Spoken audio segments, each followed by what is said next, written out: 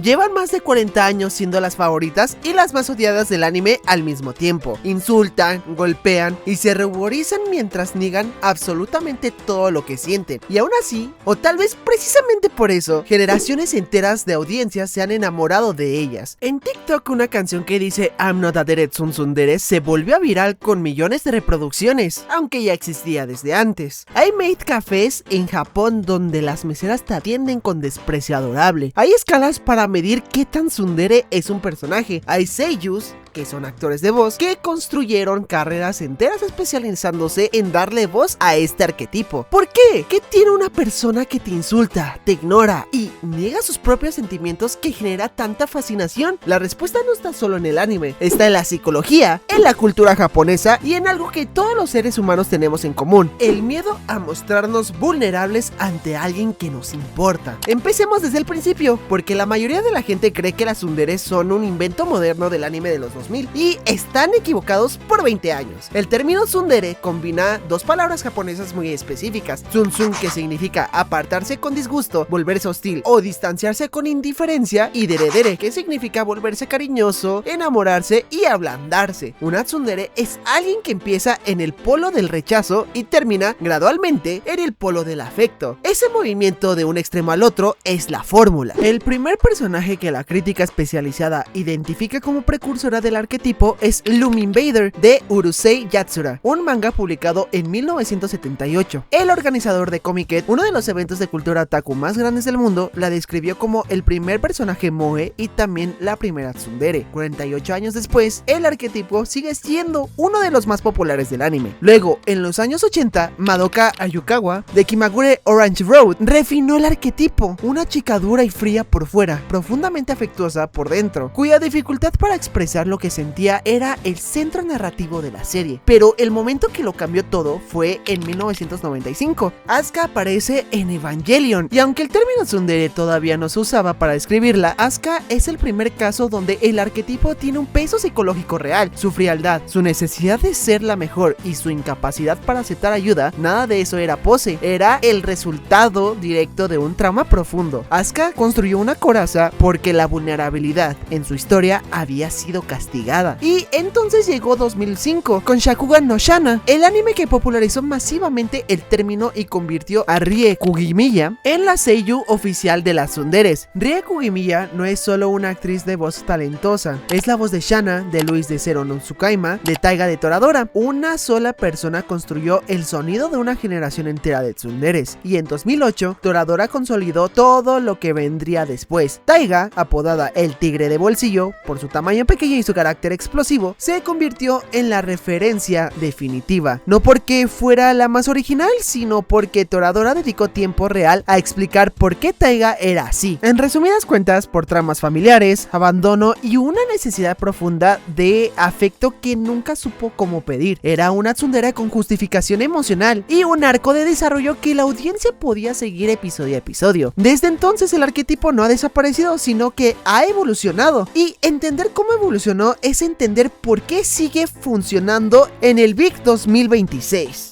Para entender por qué la tsundere nació específicamente en Japón y no en la animación occidental, hay que entender dos palabras que son fundamentales en la cultura japonesa: el hone y el tatemae. Hone significa literalmente sonido verdadero. Es lo que una persona realmente piensa, siente y quiere, sus emociones genuinas, sus opiniones reales y sus deseos auténticos. Por otro lado tenemos el tatemae, que significa la fachada. Es el comportamiento que una persona muestra en sociedad, lo que considera apropiado, armonioso y correcto para un grupo. El tatemae puede o no coincidir con el hone, y eso está completamente aceptado dentro de la cultura japonesa. En Japón, mostrar el hone de forma directa y sin filtro en contextos sociales amplios se considera en muchos casos como una falta de consideración hacia los demás. Hay incluso una expresión, baka shoujiki, que significa estúpidamente honesto, para describir a alguien que expresa sus verdaderos sentimientos sentimientos de una forma que incomoda al grupo o hiera a los demás. La sinceridad sin tacto no llega a ser una virtud, sino que es un defecto social para el japonés promedio. Esto no significa que los japoneses no sientan, significa que aprendieron desde la infancia que la externalización de las emociones y los sentimientos requiere contexto, momentos y la confianza. La intimidad emocional es algo que se construye lentamente, en círculos pequeños y que no se expone al mundo sin razón. ¿Y qué es una tsundere entonces en términos culturales? Una tsundere es una persona atrapada entre su hone, el afecto genuino que siente, y su tatemae, la fachada de indiferencia u hostilidad que usa para protegerse. Su problema central no es que no sepa existir, es que no sabe o no puede mostrar lo que siente de la forma directa que el contexto romántico exigiría. Cuando Taiga insulta a Ryuji y 2 minutos después le lleva el almuerzo que le preparó en secreto, está haciendo exactamente eso. Su tatemae dice,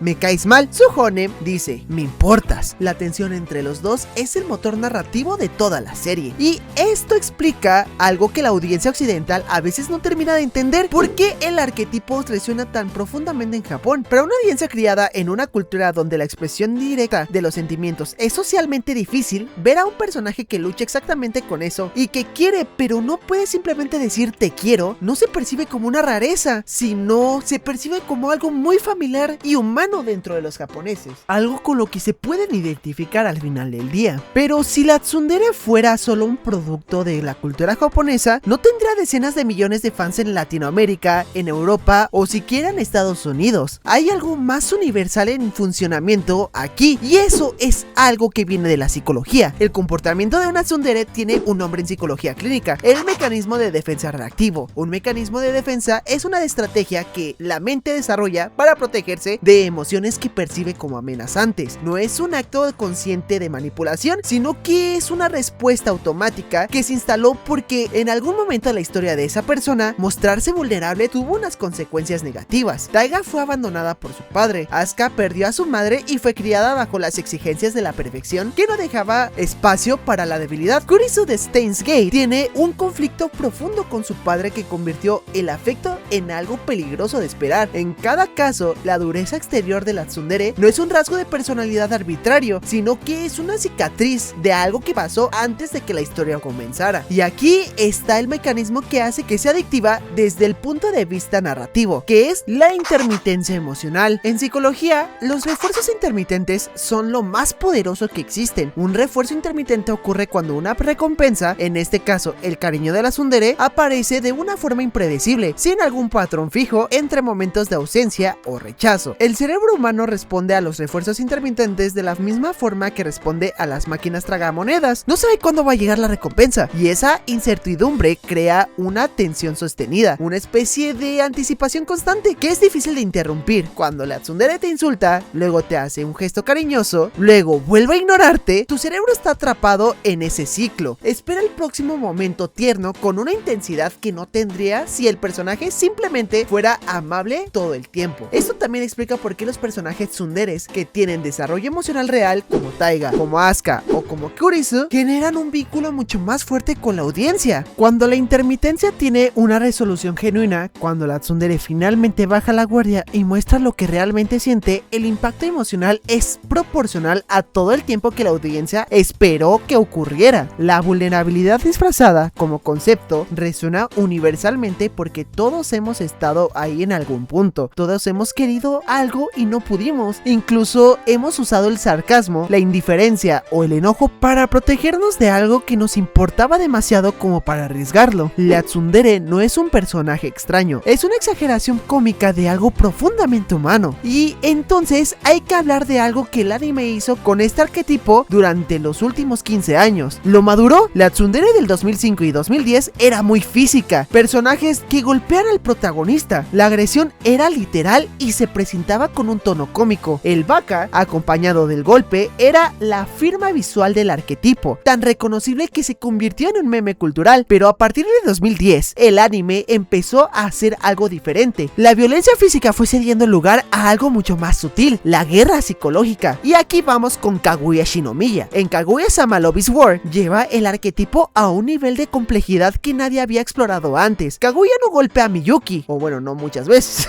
Lo que hace es desplegar estrategias psicológicas elaboradas para que él sea quien confiese primero, porque confesar tú mismo sería mostrar vulnerabilidad y eso es inaceptable, sobre todo si eres orgullosa. Cada episodio es una batalla de inteligencia donde el arma de ambos es exactamente el mismo miedo a mostrarse primero. Y luego está Alia de Roshidere de 2024, que lleva la evolución del arquetipo un paso más lejos. Alia le susurra sus sentimientos a Masachika en ruso, un idioma que asume que él no entiende, como única forma de decir lo que realmente siente sin la amenaza de ser comprendida directamente. Su honey solo sale cuando hay una barrera lingüística de por medio. Ese detalle, hablar en otro idioma para poder ser honesta, es el más elegante que ha producido el arquetipo tsundere en décadas, porque resuelve el problema central del personaje de una forma que tiene sentido narrativo y psicológico. Alia no aprendió a ser vulnerable, sino que encontró una forma de serlo sin que se cuente. Lo que el arquetipo hizo en 2008 a 2024 es dejar de usar la violencia física como sustituto de la vulnerabilidad emocional y empezar a usar la inteligencia, el sarcasmo, el idioma y la guerra psicológica. El exterior sigue siendo duro, pero las armas cambiaron porque la audiencia maduró y ya no acepta el golpe como una señal de amor, pero sigue queriendo ese contraste emocional. 48 años después de Lumni Invader, el arquetipo de la tsundere sigue siendo uno de los más populares y el más discutido del anime, y creo que ahora entendemos por qué. La tsundere funciona porque captura algo real, la tensión entre lo que sentimos y lo que podemos mostrar. Esa tensión existe en todas las culturas, en todas las edades y en todas las relaciones que importan. En Japón, esa tensión tiene un nombre, el hone y el tatemae. En psicología hay un nombre, ese mecanismo de defensa reactivo, y en el anime tiene un nombre, y esa es las tsunderes. Las mejores tsunderes, Asuka, Taiga, Kaguya, Kurisu, Alia, no son populares a pesar de su dureza, son populares porque esa dureza tiene una historia detrás, y esa historia hace que el momento en que finalmente bajan la guardia valga todo lo que costó esperar. El problema con el arquetipo no es que exista, el problema es cuando se usa en automático, sin la historia que lo justifique, como si el golpe y el baka fueran suficientes por sí solos. Las tsunderes que se quedan en la superficie del arquetipo se olvidan, las que tienen una razón para ser como son, esas se quedan.